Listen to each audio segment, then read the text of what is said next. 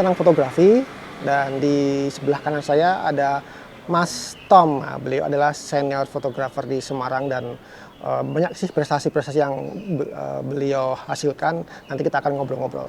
Oke Mas Tom, selamat siang Mas Tom. Siang Mas. Gimana kabarnya Mas Tom? Alhamdulillah. Alhamdulillah. Baik, Mas. Sehat Mas ya? Alhamdulillah sehat. Sibuk apa sekarang Mas Tom? Sibuk ini barusan motret. Barusan motret studio ini, calon bupati di Jawa Tengah. Ya, Sobat Bola, podcast ini adalah hasil produksi kreasi dari siswa magang dari SMK 1 Semarang dan SMK Grafika. Jadi yang produksi ini, yang nyuting, yang ngedit adik-adik magang ini. Oke, itu dikasih jempol tuh sama Mas Tom. Oke Mas Tom, kita ngobrol Mas Tom. Oke. Mas Tom, boleh tahu agak sih cerita awal kenapa Mas Tom bisa terjun di fotografi? Iya Mas, sebenarnya jadi fotografer itu bukan cita-cita Mas. Karena dulu ketika SMA ya, SMA itu cita-cita saya itu di kedokteran. Saya sampai daftar 3 kali di kedokteran, nggak keterima. Terus akhirnya ya kita ke jurusan lain ya. Gitu. Seperti itu. Nah kemudian dulu itu di kampus itu ada kayak pelatihan fotografi. Workshop gitu ya? Workshop, betul. Itu bayarnya 5.000 Mas. Untuk 3 hari, betul 5.000. Zaman tahun 88 itu. 5.000. Kemudian saya ikut. Kemudian di situ pun saya masih berpikir, ini foto itu untuk apa gitu. Saya pelajari, kita nggak paham ke depan tuh fotografi akan seperti apa. Tapi waktu itu kita punya keyakinan bahwa fotografi ini satu ilmu yang bisa dikembangkan. Dan nampaknya juga mungkin ke depan ya itu fotografi akan semakin banyak peminat. Kalau dulu fotografi nggak seperti sekarang. Sekarang di mana-mana kita bisa temuin di Kota Lama ini ya, hampir semua orang bawa kamera, itu mirrorless, DSLR atau minimal handphone gitu kan. Tapi dulu enggak, hanya orang tertentu saja yang pegang kamera, jurnalis sama orang-orang yang emang benar-benar hobi. Dan jumlahnya nggak banyak, nggak seperti sekarang. Sekarang keren banget. Kalau Mas Tom dulu berarti dari kuliah, sekolah sama skill fotografi nggak ada nyambung Mas ya? Nggak nyambung sama sekali Mas. Nggak nyambung. Jadi dulu itu saya di jurusan pemerintahan Mas, di Undip. Di jurusan pemerintahan. Kemudian kan nggak ada hubungannya dengan fotografi. Mungkin juga nggak ada mata kuliahnya gitu ya? Nggak ada, kecuali di komunikasi ya. Betul. Di komunikasi itu ada, tapi di pemerintahan nggak ada. Cuman nampaknya itu memang passion saya di sana. Passionnya gitu, Jadi ketika kursus selama 3 hari itu kan bayarnya 5.000 ya. Karena dulu mie ayam tuh masih 350 rupiah. Jadi kita saku kuliah 500 rupiah itu masih dapat mie ayam sama es teh sama kerupuk. Kan keren banget ya. Nah itu. Nah setelah workshop itu dilombakan, saya ngirim 2 foto, itu juara 1 sama juara 3. Wow, luar biasa. Nah, disitulah awal. Kan hadiahnya film 1 box. 1 box itu isi 10. Lah, dari film ini, 1 bulan kemudian saya udah bisa juara nasional. Wih, mantap. Iya. Itu berawal dari itu, Mas. Yang tadinya, saya juga nggak punya kamera ya. Orang sih ngertinya, ya aja Mas Tom enak, anaknya orang kaya pasti punya kamera gitu kan. Enggak Mas, berawal dari nggak punya kamera. Jadi kamera itu pinjem. Bahkan untuk juara itu juga dari kamera pinjaman gitu kan. Itu seperti itu. Berarti Mas Tom waktu muda itu senang fotografi justru dari ini ya, ikut workshop, terus nyoba-nyoba lomba, tapi menang. Betul. Padahal mungkin yang lain banyak ya yang sudah punya kamera, tapi ternyata tidak seberuntung Mas Tom. Iya, itu karena bejo aja kalau saya lihat. Jadi waktu itu ya kan namanya juga baru kursus ya. Saya motret. Saya nggak ngerti foto itu bagus. Tapi senior tuh lihat, ya ampun Tom itu foto bagus banget. Aku ngerti, nggak ngerti. Ngerti kok ya udah foto ya kayak itu.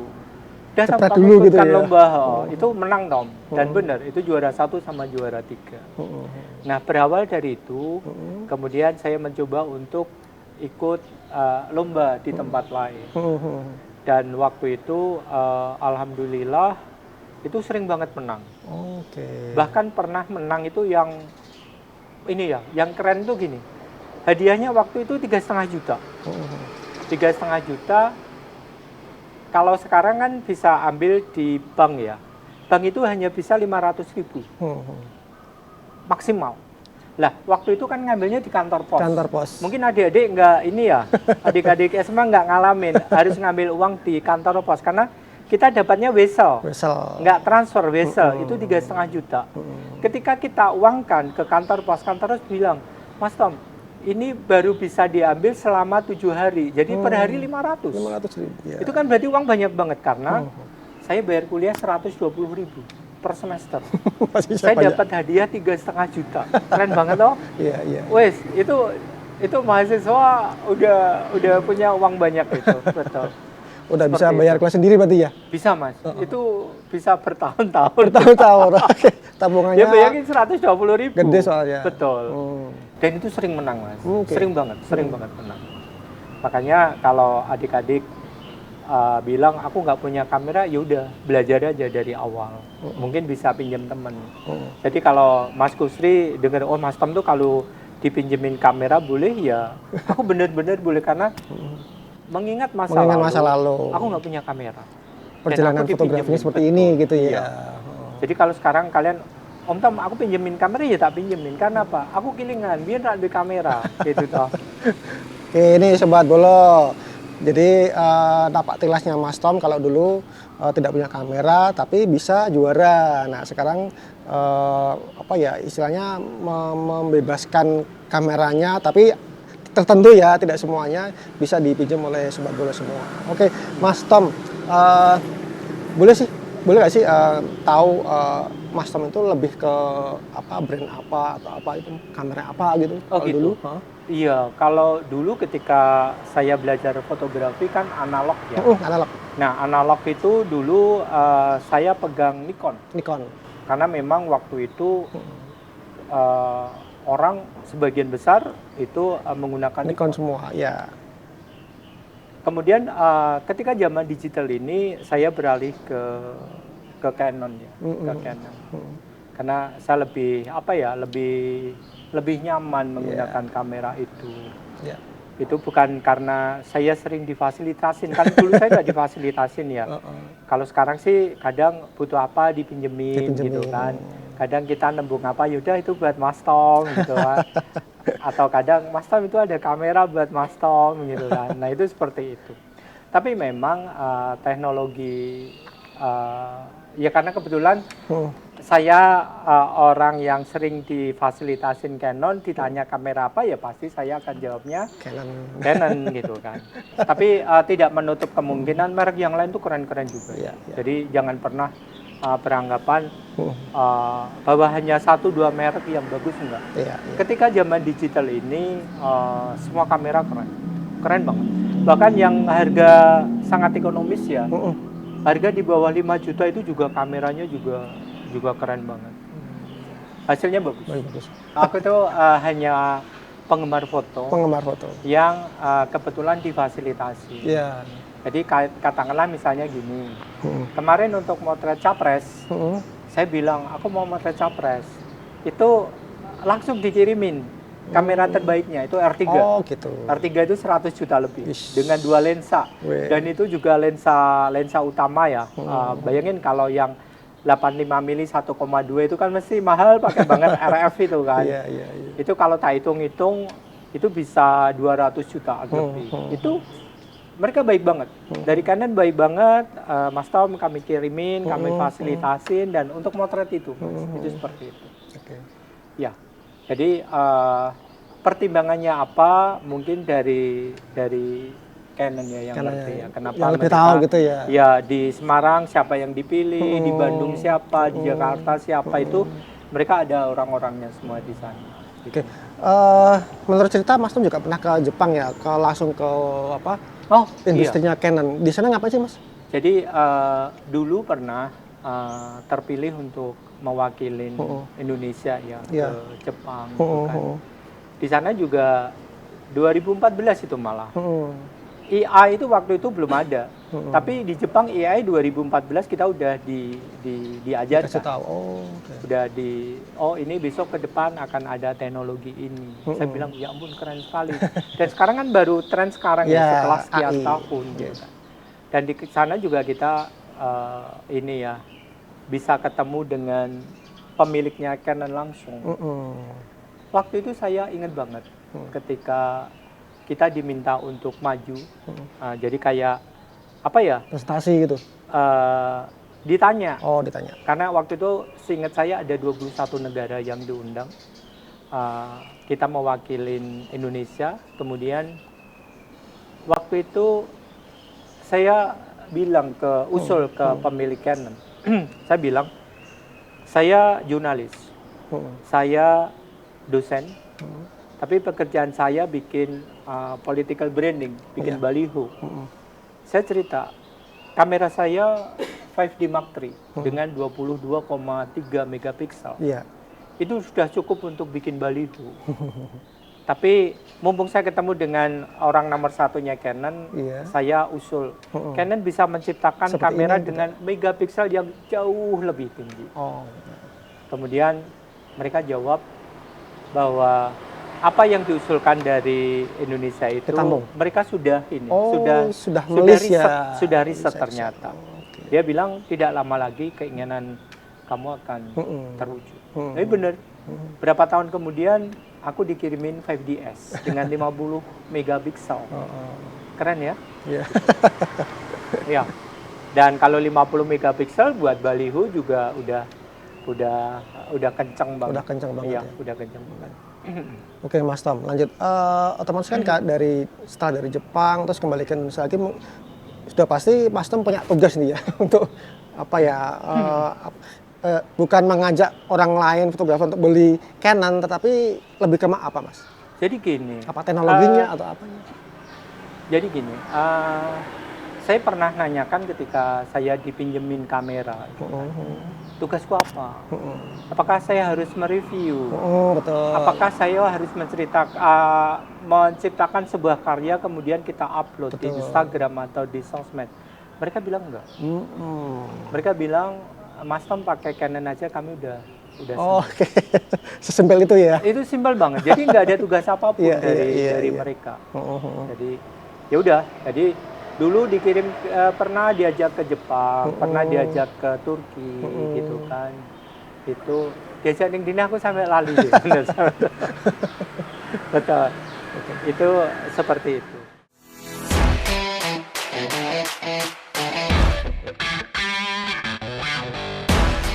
Oke, Sobat Bola, menarik ya cerita dari Mas Tom ini. Kita lanjut ke Mas Tom, agak bergeser sedikit Mas Tom.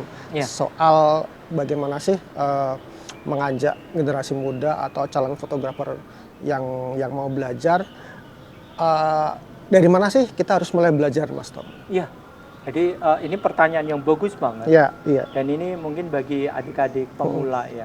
Jadi tadi di awal sudah saya ceritakan, saya berawal dari tidak punya kamera.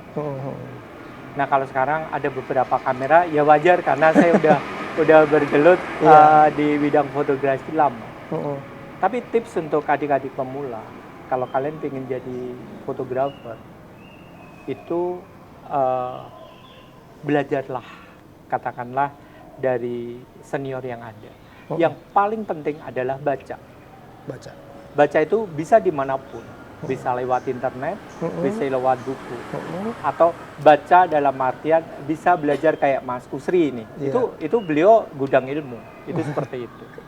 Atau enggak, kalian boleh kok belajar sama saya. Jadi jangan dikira kalau saya dosen nggak bisa dideketin sama kalian, enggak. Aku malah seneng. Mas Tom, aku boleh belajar, boleh, aku ajari, gitu ya. Itu adik-adik mahasiswa kan aku ngajar di Undip, di Udinus itu kan.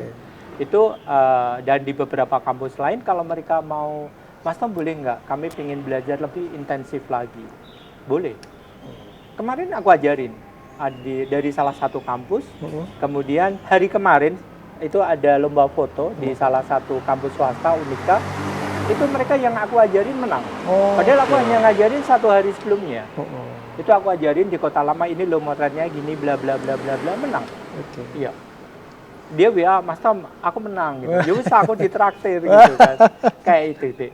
Jadi sekarang kesempatannya lebih luas dibanding ketika saya dulu belajar. Dulu saya ketika belajar fotografi, Gramedia buku itu belum banyak. Kalau kita mau belajar harus langganan dari luar negeri. Itu seperti itu. Karena waktu itu ngerti sendiri kan, fotografi tidak seperti sekarang. Kalau sekarang udah, kalian mau belajar dimanapun sama siapapun gitu kan. Bahkan belajar sendiri juga sangat-sangat bisa. YouTube itu keren banget. Instagram banyak keren. Tutorial. Iya, tutorial di sana. Apakah seusia saya ini, saya udah nggak belajar, saya masih belajar. Saya kadang kalau di sela-sela waktu lihat YouTube, tutorial apa gitu kan. Bahkan untuk pemotretan pun juga saya masih belajar gitu kan. Oh, ada perkembangan apa? Karena style yang dihasilkan dari fotografer seusia saya dengan seusia kalian ini beda banget. Kalian itu meskipun muda dinamis sekali. Angle-angle kalian bagus sekali. Cara pengambilan momen itu juga keren sekali. Ini aku bukan memuji kalian. Jadi ini terbukti ketika biasanya kan tiap tahun kita ngadain lomba Canon Semarang Foto Marathon. Itu pernah diikutin real 2000 peserta. 2000 peserta. Itu datang ke lokasi, kemudian kita beri tema, mereka ngerjakan. Dan itu anak-anak muda. Pinter-pinter semua. Angle-nya bagus. Saya biasanya juri. Saya ketua dewan juri. Begitu saya lihat, ya ampun ini anak-anak ini keren sekali. Bener. Itu nanti yang menang siapa? Iya bener, anak-anak seusia kalian itu. Ya. Oke, soal pemula nih Mas Tom. Mereka kan masih bingung ya antara memilih kamera ini lah. Kalau menurut Mas Tom paling mudah atau paling bisa buat mereka sih seperti apa? Memilih kamera Mas Tom. Iya, jadi gini. Jadi jangan pernah berpikir, ya aja fotonya Mas Tom bagus karena kameranya ini salah. Yang pertama yang harus kita kuasain adalah bagaimana kita memahami tentang fotografi. Kalau kita sudah paham tentang fotografi, maka alat ini kita mau gunakan alat apapun itu bisa menghasilkan foto yang bagus. Iya. Ini contoh real, saya pernah motret wedding. Waktu itu masih baru-barunya Canon 1200D. Itu kan kamera murah banget kan. Katakanlah itu memang untuk entry level. Saya pakai untuk motret wedding. Tapi ya tetap saya punya backup kamera yang profesional. Saya motret 1200 ya, di 1200D dengan lensa 85 mm. Itu mantennya itu dia dulu divorce terus nikahan lagi. Ketika hasilnya saya serahkan, dia lihat album itu, kalau sekarang kan udah file ya, dia lihat album itu nangis. Aku pedih deh, ya ampun ini nangis kenapa? Dia lihat itu nangis, tes. Mas Tom, kan ya wedi tuh deh, kita, maksudnya gini, iki orang ini nangis kenapa kan? Saya tungguin, ternyata dia lihat foto sambil gini, Mas Tom, ini foto terbaik saya. Saya terima kasih sekali di foto Mas Tom. Mas Tom yang dia bilang sudah punya nama di Semarang tapi masih mau motret saya. Dan saya bilang, ya ampun Mbak, kowe ra ngerti kowe tak foto nganggo kamera entry level. Tapi hasilnya bagus deh memang. Jadi sekali lagi, nggak usah pernah berkecil hati ketika kita menggunakan kamera entry level apapun mereknya. Yang penting adalah kita menguasai alat itu. Kalau alat itu sudah kita kuasai itu kayak kita tuh sehati gitu loh. Sehati banget. Saya pernah workshop karena saya memang sering adakan seminar. Gitu. Mereka nanya, Mas Tom, kenapa fotonya itu bisa bagus-bagus? Saya bilang, ini yang motret itu hati. Jadi kalau tangan ini itu digerakkan oleh hati. Ketika hati mengatakan bahwa itu bagus, itu otomatis itu shutter itu akan terpencet oleh jari. Tapi yang menggerakkan adalah hati. Tapi sebelum semua itu kita bisa menguasai, ya kuasai teknik. Iya. Apapun kamera kita. Ya.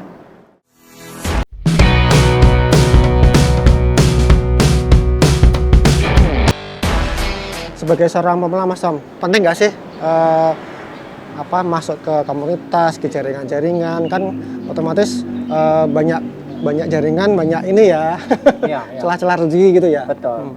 Ya, jadi gini, hal yang paling gampang dilakukan, pertama belajar. Belajar, saya kembali lagi, karena saya orang akademik ya, jadi pasti akan meminta kalian untuk baca, untuk belajar. Nah, apakah butuh masuk komunitas? Iya. Karena di sana itu teman kita banyak. Iya.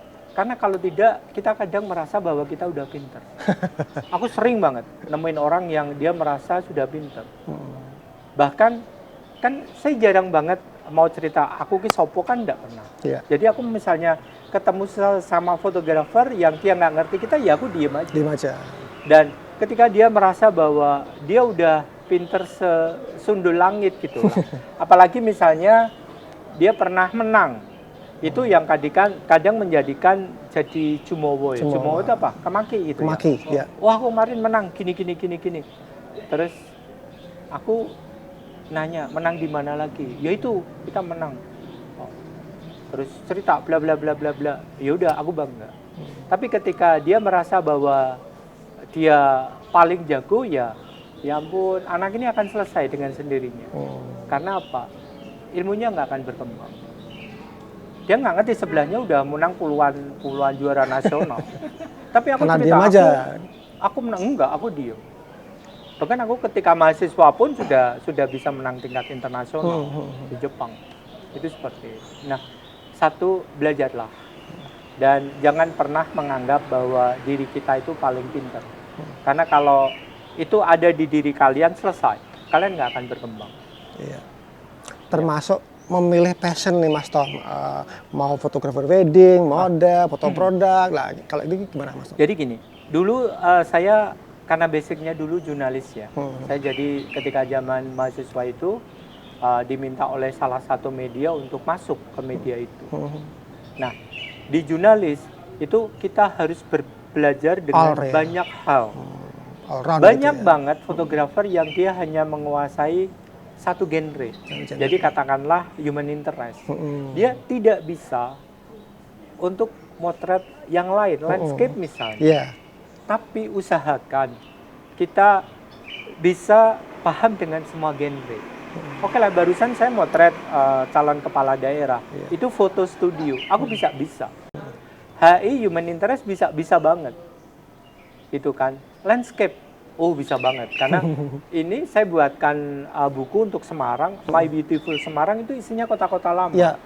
Oh itu Mas Tom berarti? Saya yang bikin, dan buku ini untuk souvenir kalau ada tamu dari luar negeri. Itu sudah 7 buku yang saya bikin. Jadi paling tidak ketika kita HI kemudian landscape foto produk misalnya, foto company profile foto studio enak deh. Jadi apapun ketika orang, Mas Tom bisa bantu kami motretin, tak bantuin gitu kan. Kenapa? Semua udah dikuasai. Nah, itu dari mana belajar? Termasuk teknologi sekarang Mas Tom, AI. Nah, kalau menurut Mas Tom gimana teknologi AI ini itu terhadap perkembangan fotografi? Tidak bisa dibendung ya. Tidak bisa dibendung dalam artian nanti AI juga akan berkembang. Jadi saya ingat banget sekian puluh tahun yang lalu ketika ada diskusi fotografi tentang kamera analog dengan kamera digital. Pembicara ngomong, ke depan akan ada kamera digital. Dia pakai pocket waktu itu. Aku udah bawa D1. D1 itu terbagusnya Nikon waktu itu. Itu harganya hampir sama dengan harga rumah. Tapi aku diem aja. Kemudian dia bilang, ke depan itu foto dengan film itu akan seiring sejalan. Aku batin, nggak mungkin. Pasti film akan tertinggal karena teknologi ini begitu cepat. Nah sekarang kalau kita kembali sekarang, AI aku belajar 2014 dan sekarang sudah mulai berkembang. Nah nanti juga mungkin sebagian teknologi itu akan lari ke sana. Tapi fotografi tetap. karena beda passionnya antara fotografi dengan AI. Jadi ya tetepan aja belajar iya, belajar fotografi iya. Paling enak kan dua-duanya kita nguasain, selesai. Aku motret iya, aku bisa edit bisa. Dua-duanya kita kuasain, jadi begitu motret edit selesai, gitu kan? Paham ya? Oke. Oke, paham nggak Adik? Paham Jadi, ya? jangan dianggap fotografi hal yang sulit, enggak. Itu ilmu mudah banget. Ya, lanjut Mas Sam. Sedikit saja soal fotografer yang sudah merasa pinter, terus kemudian tidak mau bergaul, terus susah berbagi ilmu. Kalau itu menurut Mas Sam gimana, Mas Sam? Iya, kalau itu kan kembali ke orang ya, kembali ke orang. Jadi kalau saya orang itu kan punya sikap sendiri-sendiri ya. Apalagi kalau orang udah pintar, udah punya nama, kadang nggak nginjek tanah kan. Nah, kalau saya sih ya udah, kalau mau seperti itu ya sudah. Kalau saya kok lebih enak begini. Saya ini bisa motret presiden, bisa motret gubernur, bisa motret bupati, wali kota, atau saya bisa dipercaya untuk bikin buku, dan prestasi banyak banget. Itu saya merasa bahwa saya bisa ini dari yang di atas.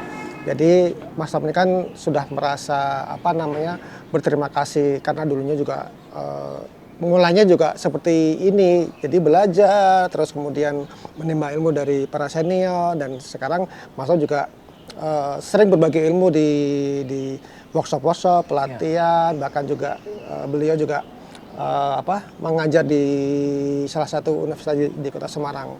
Nah, Mas Tom, penutup singkat Mas Tom, buat pemula Mas Tom, tips dan triksnya. Iya, satu, belajarlah. Ya, karena sekali lagi saya orang akademik ya, belajarlah. Karena ketika kalian mau belajar, itu kalian seolah membuka jendela dunia. Di situ ketika kita bisa menguasai tentang satu ilmu, itu sudah. Itu kita seolah bisa membuka seperti ini. Dan itu kalian bisa banget. Anak muda bisa banget. Anak pemula bisa banget. Ya. Jadi sekali lagi jangan pernah berpikir, ya aku nggak punya kamera. Bisa pinjam punya aku boleh. Ini malah kemarin yang tadi aku cerita dia menang itu 2 kamera aku dipinjam karena 2 anak. Iya. Itu belum dibalikin. belum dibalikin. Dulu pernah ada yang pinjam tuh 1 tahun nggak dibalikin. Itu kayak itu. Ya. Yang penting jangan dijual aja lah. Oh iya betul, jangan. Iya. Pernah sih temennya Mas Kusri ketika dia pinjam lensa waktu itu. Mas, saya boleh pinjam lensa itu? Saya bilang boleh. Padahal itu lensa mahal. Dia bilang, kenapa Mas Tom boleh? Ya aku dulu nggak punya kamera. Aku pinjem dan itu aku pakai untuk motret. Untuk motret wedding, untuk motret lomba. Dan akhirnya aku bisa beli kamera. Nah sekarang apa salahnya ketika kalian toh nantinya dapat uang. Tak pinjemin lensa, tak nanti pinjemin beli kamera. Sendiri. Iya. Bahkan temannya Mas Kusri, ini real dia cerita. Dulu gitu kan, mungkin 2010-an ya. Dia pinjam kamera, dia dapat order tapi nggak punya kamera. Aku pinjemin kamera itu waktu itu Canon 1D. Itu kamera termahalnya Canon waktu itu. Aku kenal sama orang ini, enggak. Aku hanya kenal karena dia pegawai Kodak. Yaudah dipakai aja. Saya sudah lupa. Karena itu sudah sekian puluh tahun. Kemarin ketika workshop di sini ya, ketemu di Monot, dia cerita, mungkin Mas Tom lupa, dulu saya pernah dipinjemin kamera terbagus dan termahalnya. Mas Tom aja nggak ngerti aku siapa. Tapi saya ingat, kamera itu diserahin udah dipakai aja, nanti kalau udah selesai, aku kesini. Itu seperti itu. Kita udah lupa, dia masih ingat. Ya. Termasuk kalau kalian nanti, Mas Tom, aku dapat order ini, aku pinjemin, aku ajarin, nggak usah bayar aku. Oke? Ya. Oke, Sobat Bolog,